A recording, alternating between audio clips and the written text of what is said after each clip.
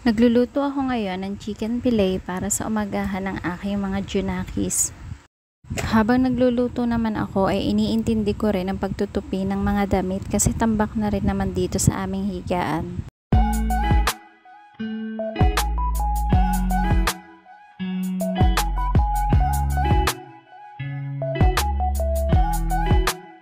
Bumalik na nga ako dito sa aking niluluto para i-flip upang maluto na rin yung kabilang part ng ating chicken fillet.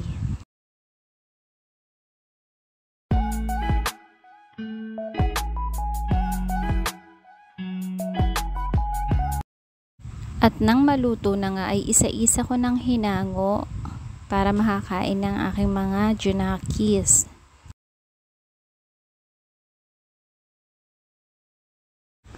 At dito ko na nga rin sa kawaling ito isinangag yung natira naming kanin kagabi.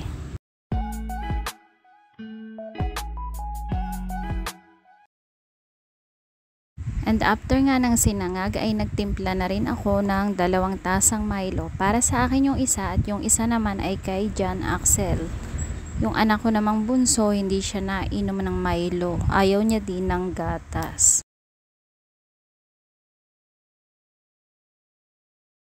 At ayan, ready na ang kanilang breakfast at sila na muna ang papakainin ko.